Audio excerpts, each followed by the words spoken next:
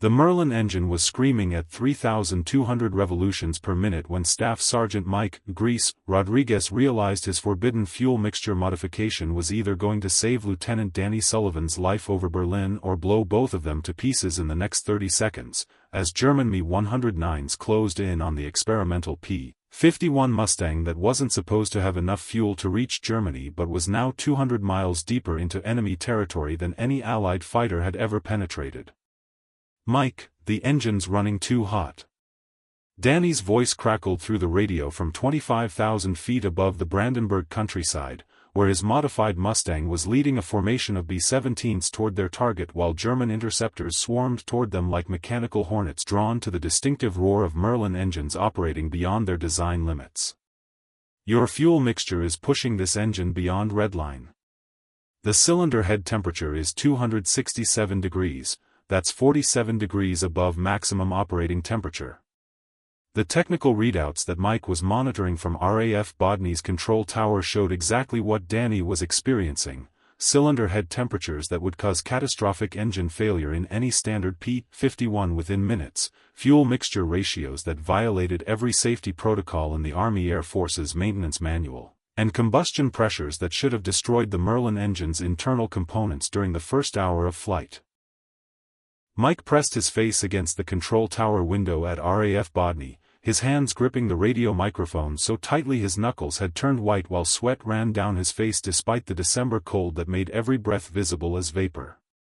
3 weeks ago, he had secretly modified Danny's P-51 using a fuel mixture technique that every aviation engineer said was impossible, combining high-octane aviation gasoline with methanol water injection in ratios that violated every safety protocol in the Army Air Force's technical manual. The modification was based on captured German technical documents that described emergency power systems using methanol injection, but Mike had pushed the concept far beyond anything the Germans had attempted. Instead of brief emergency power bursts, Mike's system provided sustained high-performance operation for extended periods, theoretically allowing Allied fighters to escort bomber formations to targets that had been beyond the reach of protective fighter coverage. "Danny, trust the mixture," Mike shouted into the radio as German fighters began their attack run on the bomber formation that his best friend was supposed to protect with an engine that was operating at temperatures that should have ceased solid 10 minutes ago. "The engine can handle the temperature spike. My calculations show you've got another hour of fuel at combat power, but only if you don't throttle back. The methanol is preventing detonation even at these temperatures." Through the static-filled radio connection, Mike could hear the sound of Danny's P-51 engine note changing as he increased power to engage the attacking German fighters. The distinctive howl of the Merlin engine operating at maximum performance was audible even through the radio, confirming that Mike's forbidden modification was providing power levels that no standard fuel system could sustain under combat conditions. But this wasn't just about one experimental fuel system or one dangerous mission over enemy territory.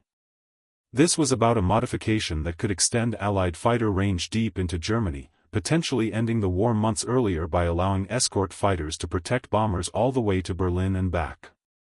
If Mike's forbidden technique worked, it would revolutionize air warfare and save thousands of bomber crews from certain death. If it failed, it would kill his best friend and doom hundreds of bomber crews to destruction without fighter protection over the most heavily defended targets in the German Reich. If stories of mechanical innovation and life-or-death friendship move you, hit that subscribe button. These accounts show what happens when brilliant minds break every rule to protect the people they care about most, proving that sometimes the difference between victory and catastrophe comes down to one mechanic's willingness to risk everything on an untested modification. The forbidden modification that started everything had begun in Mike Rodriguez's workshop at RAF Bodny on a cold November morning in 1943, when he received orders that made him realize the P-51 Mustang's biggest weakness wasn't enemy fighters but simple mathematics. The aircraft's 489-mile range wasn't enough to escort bombers to targets deep inside Germany, leaving American aircrew defenseless during the most dangerous portion of their missions. Mike had been working on P-51 Mustangs since the first production models arrived in England 6 months earlier, and he knew every bolt, wire, and fuel line in the aircraft better than most pilots knew the controls. At 26 years old, Mike was the youngest staff sergeant in the 354th Fighter Group, but his mechanical intuition had already saved dozens of aircraft and pilots through innovations that weren't in any technical manual but worked better than factory specifications. The son of a Mexican-American mechanic who had worked on Model T Fords in East Los Angeles during the Great Depression, Mike had learned engines by taking apart his father's 1932 Chevrolet when he was 12 years old and rebuilding it with modifications that improved performance beyond factory standards. His father, Carlos Rodriguez, had immigrated from Guadalajara in 1918 and built a reputation as the best automotive mechanic in East LA by solving problems that defeated other mechanics and modifying engines to achieve performance that customers thought was impossible. Mijo, Carlos had told Mike while teaching him to rebuild a Ford flathead V8 engine, "The factory engineers know how to build engines that work for everybody, but they don't know how to build engines that work perfectly for one specific job. That's what makes a real mechanic different from someone who just follows instructions, understanding what the engine needs instead of what the manual says it should need." By the time Mike enlisted in the Army Air Forces in 1942, he could diagnose engine problems by sound, rebuild carburetors blindfolded, and modify fuel systems to achieve performance that exceeded factory specifications while maintaining reliability under conditions that would destroy standard equipment. His mechanical intuition was so accurate that other mechanics in the 354th Fighter Group had started calling him "Grease Lightning" for his ability to solve problems that left factory-trained technicians baffled. Mike's reputation had been established during his first month in England, when a P-51 pilot named Captain Robert Johnson had suffered catastrophic engine failure during a combat mission and limped back to RAF Bodney with a Merlin engine that was making sounds no engine should make and still function. Every mechanic on the base said the engine was beyond repair and would need complete replacement, but Mike had listened to the engine's death rattle and heard something that suggested possibility instead of hopelessness. Working 18 straight hours in freezing November weather, Mike had completely rebuilt Johnson's Merlin engine using spare parts from 3 different aircraft and improvised components that he machined himself using base workshop equipment. But instead of simply restoring the engine to factory specifications, Mike had modified the fuel delivery system and ignition timing to provide better performance than the original engine had achieved when it was new. "Rodriguez didn't just fix my engine," Captain Johnson had told the squadron commander after his first test flight with the rebuilt Merlin. "He made it better than it was before it broke. I'm getting 15 more miles per hour at cruise power and better fuel economy than any other P-51 on the base. That's not maintenance, that's mechanical wizardry." But the range problem was different from anything Mike had encountered before because it required fundamental changes to engine operation rather than simple repairs or performance improvements. The P-51's Merlin engine was already operating at maximum efficiency, the fuel tanks were already as large as the airframe could accommodate, and every engineering textbook said that significant range increases required fundamental design changes that would take years to develop and test under laboratory conditions. Rodriguez, Colonel James Howard had said during the morning briefing that changed everything, dropping classified intelligence reports onto Mike's workbench while the sound of P-51 engines warming up for morning missions provided a constant mechanical soundtrack to their conversation. "We're losing bomber crews faster than we can train replacements. The Germans are hitting our formations when they're most vulnerable, during the final approach to targets when our fighters have to turn back due to fuel limitations. I need you to find a way to extend fighter range by at least 100 miles, or we're going to have to stop deep penetration missions entirely." The technical challenge was enormous and the deadline was impossible. Mike had 3 weeks to develop modifications that could be applied to operational aircraft without extensive testing or factory support, using only the resources available at a forward air base in wartime England. Traditional engineering approaches would require months of development, wind tunnel testing, and certification processes, but bomber crews were dying every day that Allied fighters couldn't provide escort protection to heavily defended German targets. Mike spent 72 hours studying fuel consumption data, engine performance curves, and combustion chemistry textbooks that he had borrowed from the base engineering library, surviving on coffee, cigarettes, and 3 hours of sleep while calculating fuel mixture ratios that could theoretically increase engine efficiency without causing catastrophic mechanical failure.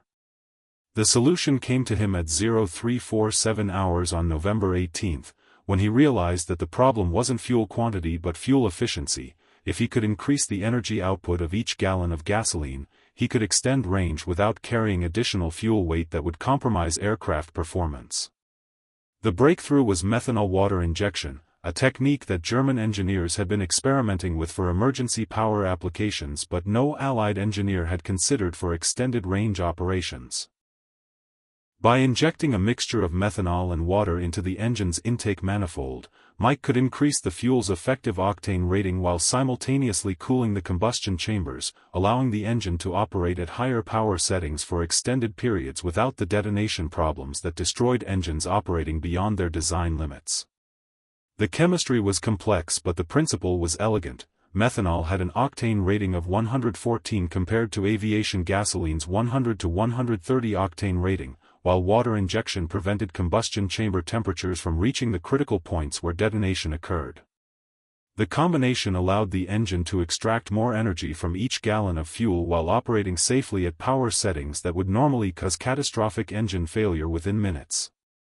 "It's about thermodynamics and combustion chemistry," Mike explained to his assistant, Corporal Pete Williams, as they began modifying Danny Sullivan's P-51 in secret during off-duty hours, using components that Mike had acquired through unofficial channels and modifications that violated every Army Air Force's maintenance regulation.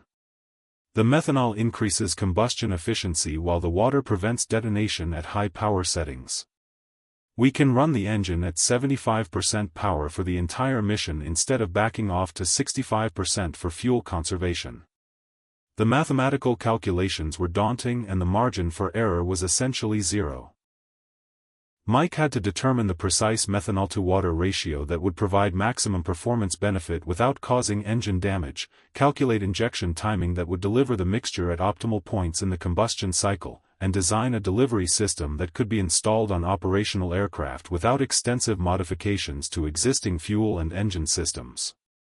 Working 16-hour days in the base machine shop, Mike fabricated injection nozzles from brass fittings salvaged from crashed German aircraft, modified fuel pumps to handle the methanol-water mixture, and created a control system that would allow pilots to activate the injection system during critical phases of flight. Every component had to be manufactured using improvised tools and materials that weren't designed for precision work, but Mike's mechanical intuition allowed him to achieve tolerances that approached factory standards. The modification was technically brilliant but completely forbidden by Army Air Force's regulations. Methanol water injection was considered experimental and potentially dangerous, requiring extensive testing and approval processes that could take months to complete through official channels. Engine modifications that altered fuel delivery systems or combustion characteristics required approval from Wright Field Engineering Headquarters, followed by exhaustive testing protocols that evaluated safety, reliability, and performance under controlled laboratory conditions. But Mike didn't have months, he had 3 weeks before the next major bombing raid on Berlin, when hundreds of American aircrew would need fighter protection that current P-51 range couldn't provide. Official approval processes were designed for peacetime development programs that prioritized safety over operational urgency, but wartime conditions required immediate solutions to problems that were killing Allied airmen every day. They remained unsolved. "Pete, we're going to install this system without authorization because authorization would take 6 months and we don't have 6 months, Mike told his assistant as they worked through their third consecutive night modifying Danny's P-51. "If this modification works, it could save thousands of lives by extending fighter protection to targets throughout Germany. If it doesn't work, I'll take full responsibility and Danny will eject over friendly territory before the engine destroys itself."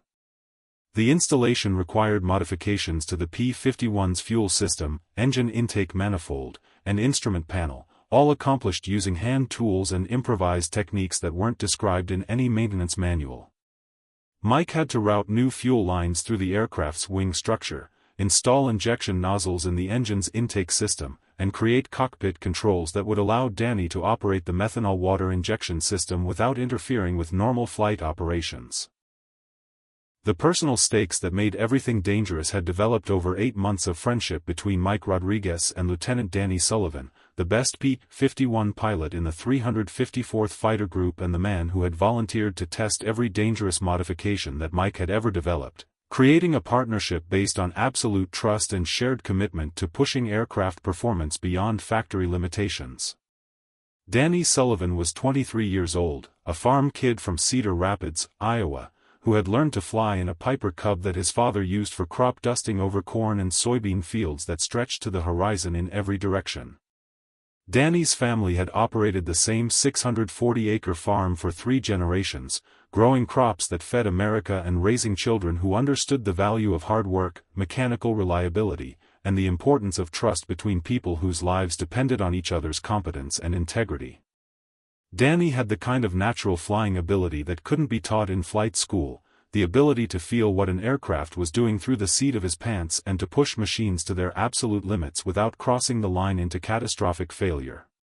Flight instructors at Randolph Field had described Danny as a pilot who could make any aircraft perform better than its specifications suggested was possible, but who never lost sight of the margin between maximum performance and mechanical destruction. But Danny was also the kind of pilot who trusted his mechanic completely, which made Mike's forbidden modification both possible and terrifying. Danny would fly any aircraft that Mike prepared for him, regardless of how experimental or dangerous the modifications might be, because 8 months of combat had proven that Mike's innovations worked exactly as promised and kept pilots alive under conditions that destroyed standard equipment. The friendship between Mike and Danny had begun during their first week in England, when Danny's P-51 had suffered catastrophic engine failure during a training flight over the English countryside, and Mike had worked 18 straight hours to rebuild the Merlin engine using spare parts from 3 different aircraft and improvised components that he fabricated in the base machine shop. Danny had expected to be grounded for weeks waiting for a replacement engine, but Mike had returned his aircraft to service in less than 48 hours with performance improvements that exceeded original factory specifications. "Mike built this engine, so I trust it with my life," Danny had told his squadron commander when asked about the experimental modifications that Mike had been developing and testing on operational aircraft. "He's kept me alive through 47 combat missions, and his modifications have saved more pilots than any factory manual ever will. If Mike says the engine can handle it, then it can handle it, and if Mike says it will give me the performance I need to complete the mission, then I'm going to use it." The trust between Mike and Danny had been tested and validated during dozens of combat missions where Mike's mechanical innovations had made the difference between survival and death. Danny's P-51 had been hit by German anti-aircraft fire on 12 separate occasions, suffered bird strikes that would have grounded most aircraft, and operated under combat conditions that exceeded every stress parameter in the aircraft's technical specifications, but Mike's modifications and maintenance had brought Danny home safely every time. Danny had named his P-51 Grease Lightning, in honor of Mike's mechanical skills and the partnership that had kept him alive during some of the most dangerous missions of the war, but the personal relationship had grown beyond professional respect to become the kind of friendship that was forged through shared danger and mutual dependence. Mike knew that Danny would risk his life to test any modification that could save other pilots, and Danny knew that Mike would never send him into combat with equipment that hadn't been tested to the limits of mechanical possibility. "Danny, I need you to understand what we're doing here," Mike had said as they prepared for the first test flight of the modified P-51, while ground crews performed final checks on the methanol water injection system that represented 8 months of theoretical development and 3 weeks of intensive fabrication work. "This modification gives you 200 extra miles of range, but it's pushing the engine to temperatures and pressures that no Merlin has ever been designed to handle. If something goes wrong, you're going to be 200 miles behind enemy lines with no way to get home." Danny's response revealed the kind of trust and courage that made their partnership both effective and dangerous. "Mike, if your modification can save bomber crews who are getting shot down because they don't have fighter protection deep in German territory, then it's worth the risk. Besides, you've never built anything that didn't work exactly the way you said it would work. I trust your engineering more than I trust factory specifications." But the methanol water injection modification was different from Mike's previous innovations because it pushed the Merlin engine beyond every safety limit that had been established through years of testing and combat experience. The modification could give Danny the range to escort bombers all the way to Berlin and back, but it could also cause catastrophic engine failure over enemy territory where mechanical problems meant certain death or capture by German forces who had little patience for Allied airmen who bombed German cities. The first test that proved everything came on December 12, 1943, when Danny's modified P-51 took off from RAF Bodny for a deep penetration mission to Emden, Germany, carrying the methanol water injection system that Mike had installed using components borrowed from crashed German aircraft and improvised fittings that he had machined in the base workshop during off-duty hours while the rest of the squadron slept. Grease lightning is airborne and climbing to altitude, Danny reported through the radio as his P-51 joined a formation of 12 other Mustangs escorting 36 B-17 Flying Fortresses toward their target deep in German territory. Engine parameters look good. Cylinder head temperature is 15 degrees higher than normal, but still within acceptable limits. Your fuel mixture is working exactly as advertised, Mike. I can feel the extra power in the throttle response. Mike monitored the mission from the control tower, tracking Danny's position on a plotting board while listening to radio communications that would determine whether 8 months of secret development work had created a breakthrough that could change the war or a death trap that would kill his best friend over enemy territory. The plotting board showed Danny's aircraft symbol moving steadily east toward Germany, following a course that would take him beyond the range of any other Allied fighter and into airspace that had never seen Allied escort protection. The formation reached the limit of normal P-51 range at 1,047 hours, when the other escort fighters turned back toward England while Danny continued deeper into Germany with the bomber formation, testing the forbidden fuel system under combat conditions that no laboratory could simulate. Mike watched the plotting board as Danny's aircraft symbol moved farther east than any Allied fighter had ever penetrated into German-controlled airspace, while radio chatter from the bomber formation confirmed that they were still receiving fighter protection in areas where German interceptors had previously attacked with impunity. Mike, we're now 50 miles beyond normal range and the engine is running like a sewing machine, Danny reported as the formation approached the German coast, his voice carrying the controlled excitement of a test pilot who was experiencing performance that exceeded every theoretical calculation. Fuel consumption is exactly what your calculations predicted. Cylinder head temperature is holding steady at 245 degrees, hot but not dangerous. Your modification is working perfectly, and I've still got full throttle response when I need it. The real test came when German Me-109 fighters intercepted the formation over the North Sea, forcing Danny to use combat power settings that would determine whether Mike's fuel system could handle the extreme demands of aerial combat while operating beyond normal design limits. German radar stations had detected the incoming bomber formation and vectored interceptors to attack the Americans at maximum range, where previous experience had taught German pilots that Allied fighters would be low on fuel and reluctant to engage in prolonged combat. Contact. Bandits at 2 o'clock high. 12 Me-109s diving on the bombers. Danny's voice carried the controlled excitement of combat as he maneuvered to intercept the German attack, his P-51 responding to control inputs with the crisp authority that came from an engine operating at peak performance. Mike, I'm going to full combat power now. If your modification is going to fail, this is when it happens. Here we go. Mike held his breath as Danny's P-51 engaged the German fighters at maximum power settings that would have been impossible using standard fuel systems. The methanol water injection was designed to prevent engine detonation under extreme conditions while providing power levels that exceeded factory specifications, but theory and practice were two different things when bullets were flying and engine failure meant certain death over enemy territory. The air battle lasted 12 minutes, during which Danny shot down 2 Me-109s and damaged a third while protecting the bomber formation from German attacks that could have destroyed half the aircraft and killed hundreds of American aircrew. Throughout the combat, the modified engine performed flawlessly, providing the power and reliability that made the difference between victory and catastrophe while operating at temperatures and pressures that should have destroyed any standard Merlin engine within minutes of reaching combat power. Mike, your modification just saved my life and probably 20 bomber crews, Danny reported as the German fighters broke off their attack and retreated toward their bases, leaving the American formation free to continue toward their target with fighter protection that should have been impossible at that range. The engine never missed a beat, even at full combat power for 12 straight minutes. We're continuing to target with 45 minutes of fuel remaining, exactly what your calculations predicted. The technical data that Danny provided during the mission validated every aspect of Mike's theoretical work and proved that the methanol water injection system could provide sustained high-performance operation under the most demanding conditions that combat aviation could impose. Cylinder head temperatures had peaked at 267 degrees during combat but had never exceeded safe operating limits. Fuel consumption had matched Mike's calculations within 2%, and engine power output had remained constant throughout the extended flight profile.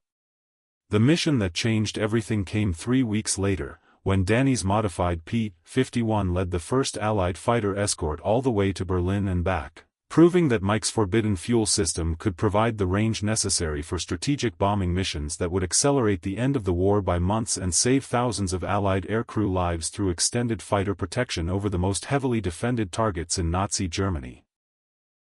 Grease lightning approaching Berlin at 1,347 hours, Danny reported through the radio as his P-51 provided fighter cover for B-17's bombing aircraft factories in the German capital, his voice carrying the historic significance of the moment when Allied fighters first appeared over Hitler's stronghold.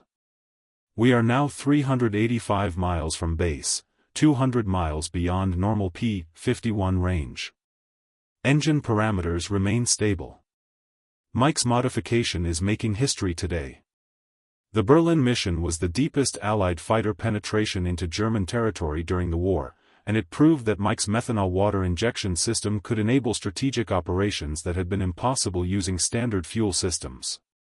German fighters that had previously attacked Allied bombers with impunity over their own capital suddenly found themselves facing escort fighters equipped with modifications that allowed sustained combat operations over targets that should have been beyond Allied reach.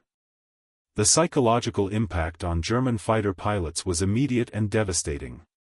Luftwaffe aces who had built their reputations destroying unescorted American bombers over German cities suddenly faced P-51 pilots operating at full combat capability in airspace that German command had considered absolutely safe from Allied fighter attack. Radio intercepts from German fighter communications revealed confusion and demoralization as experienced pilots realized that nowhere in the Reich was beyond the reach of American escort fighters. "This changes everything," Colonel Howard said during the post-mission debriefing as intelligence officers analyzed the results of the first successful fighter-escorted bombing raid on Berlin, reviewing gun camera footage that showed German aircraft being destroyed over their own capital by Allied fighters operating with fuel reserves that should have been impossible. "If we can extend fighter range by 200 miles on every mission, we can protect bomber formations throughout their entire flight profile. German industrial targets that have been beyond our reach are now vulnerable to sustained strategic bombing." The strategic implications were enormous and immediate. German aircraft production facilities in Berlin, Munich, and other cities deep in the Reich could now be attacked by bomber formations protected throughout their missions by escort fighters equipped with Mike's modification. German fighter units that had been conserved for homeland defense would be forced into combat with Allied fighters operating at maximum effectiveness, accelerating the destruction of the Luftwaffe's experienced pilot corps. But the most significant impact was personal rather than strategic. Danny Sullivan returned safely from a mission that should have been impossible, proving that Mike's forbidden modification had saved not just one pilot but potentially thousands of aircrew who would benefit from extended fighter protection during future operations over the most dangerous targets in occupied Europe. "Mike, I don't know how to thank you," Danny said as his P-51 taxied to the parking area after the Berlin mission, ground crews swarming around the aircraft to examine the engine that had just completed the longest fighter mission in aviation history. "Your fuel system didn't just extend our range, it gave us the capability to take the war directly to the German homeland. Every bomber crew that makes it home because of fighter protection will owe their lives to your willingness to break the rules when the rules weren't good enough." The technical data from the Berlin mission confirmed that Mike's modification had performed exactly as designed under operational conditions that exceeded every test parameter. The engine had operated for over 5 hours at high power settings, consumed fuel at rates that exactly matched Mike's calculations, and maintained combat capability throughout a mission profile that would have been impossible for any standard P-51 Mustang.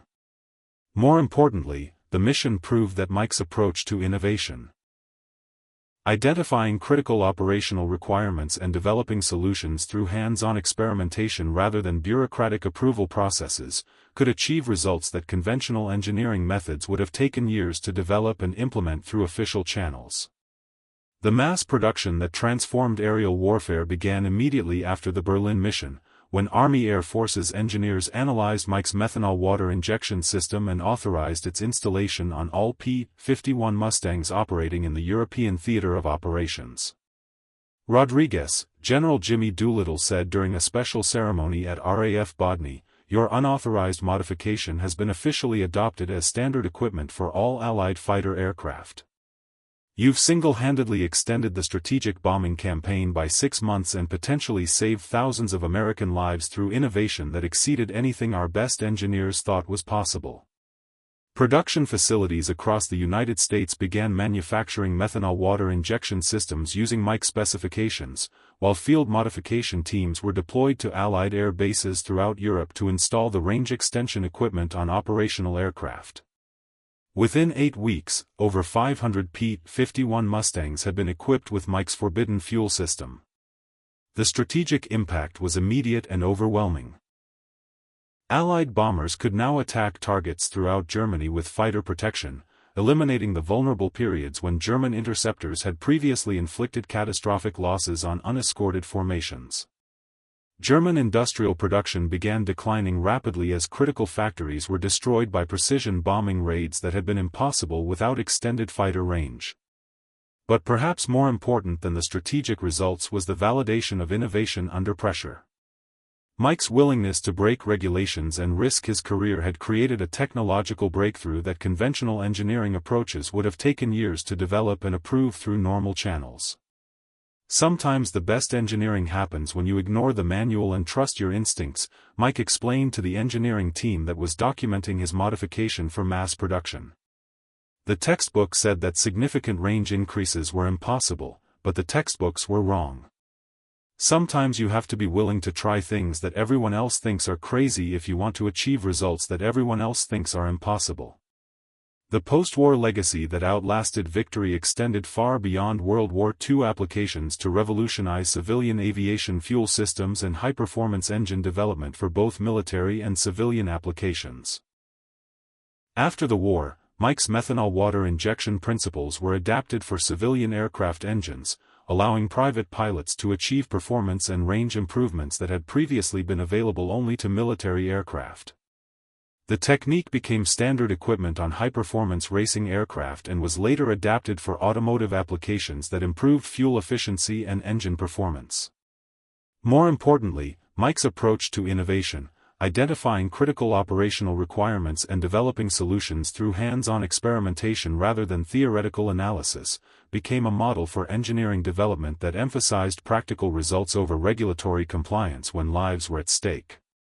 The human story that made it all meaningful was preserved in letters between Mike Rodriguez and Danny Sullivan, documenting not just the technical development of a revolutionary fuel system but the friendship and trust that made innovation possible under wartime pressure.